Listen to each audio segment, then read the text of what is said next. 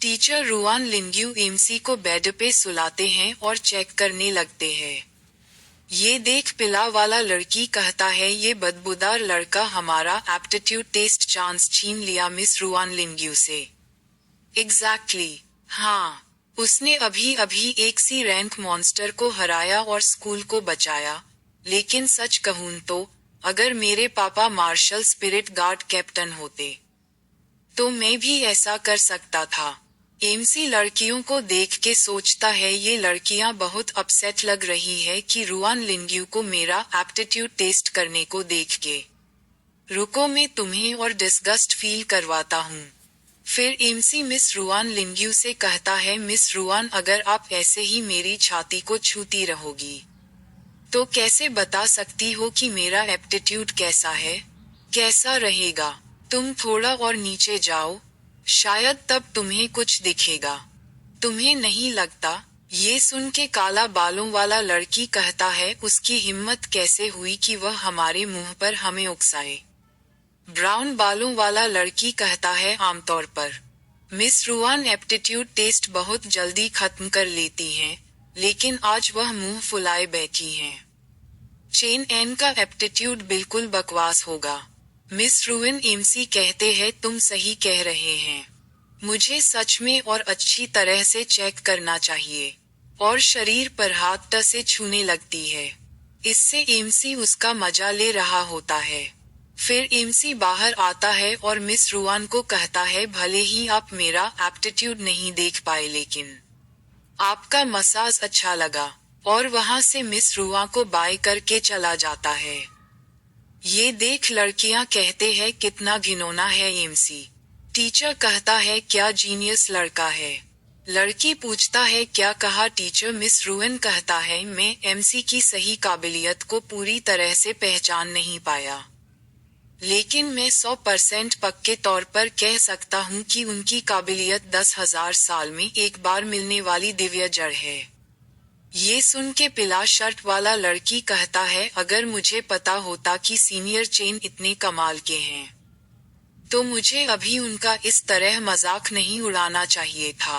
White shirt वाला लड़की कहता है, सीनियर आप बहुत बड़े हैं, आप चाहें तो मैं माफी मांग लूं। मैं मांग लूंगा।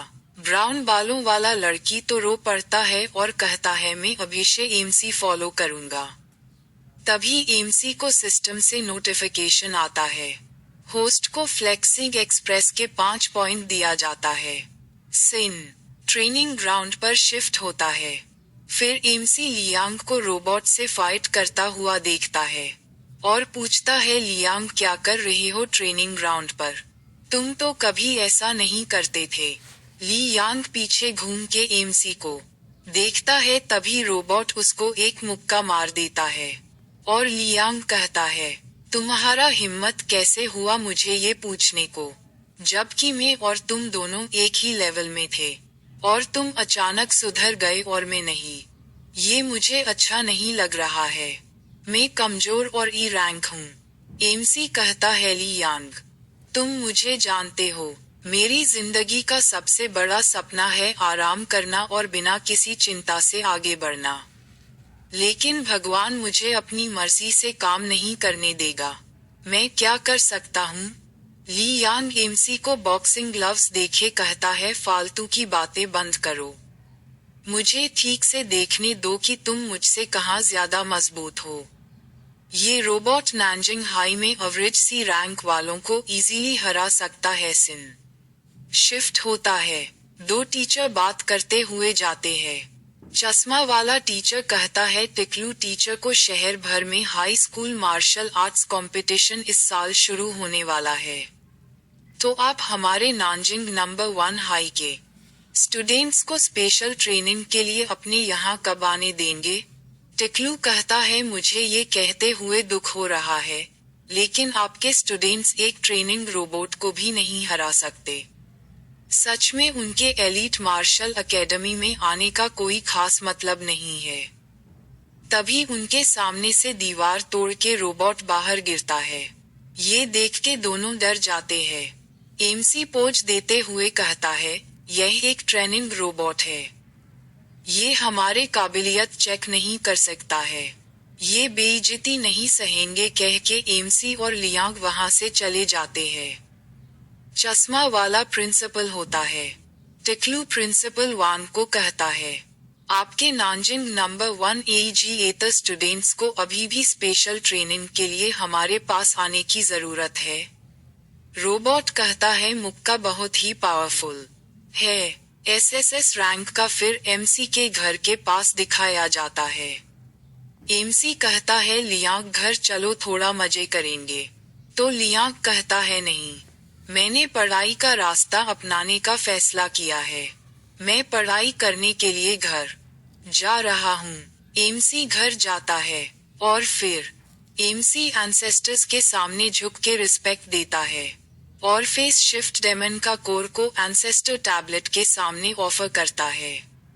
इसे सिस्टम से नोटिफिकेशन आने लगता है, बधाई हो होस्ट, आपको परदादा की विरासत मिली है, आत्मा को मारने वाला ब्लेड। बधाई हो होस्ट, आपको परदादा से 10 फ्री में दिए जाने वाले प्रोफिशिएंसी पॉइंट्स का इनाम मिला है। बधाई हो होस्ट, आपको एक ग्रैंडफादर लेवल का ड्रीम विजिटेशन मिला है और आप इस सपने में किसी भी सीधे चेन वंशज को चुन सकते हैं। आपने एक साथ 3 चेन पूर्वजों को इम्प्रेस किया है और आपको blade art jade slip blood battle 9 heavens से इनाम मिला है। वो टेक्निक को एमसी अब्सॉर्ब कर लेता है और तलवार को लेकर कहता है, परदादा की आत्मा को मारने वाली तलवार और blood battle 9 heavens blade art के साथ मिलकर दुनिया के हर दुश्मन को काट सकती है। सिर्फ पूर्वज चेन लियू ही इतने खतरनाक नहीं हैं, हमारे चेन के सभी पूर्वज इंसानों के बीच एक ड्रैगन है। इस वक्त एमसी का बहन फोन में किसी से बात कर रहा होता है। एमसी दूर से सुनाई देता है। एमसी कहता है, लेवल अप होने के बाद में दूर से भी साफ सुन पाता हूँ कि मेरा बहन क्या बात कर रहा है। पर रुको, फॉरबिडन जोन, जैसा कि नाम से पता चलता है, एक ऐसी जगह है जो राक्षसों से भरी हुई है, जहाँ लगभग कोई भी इंसान जिंदा नहीं रह सकता। क्या केर वहाँ जाने का सोच रहा है?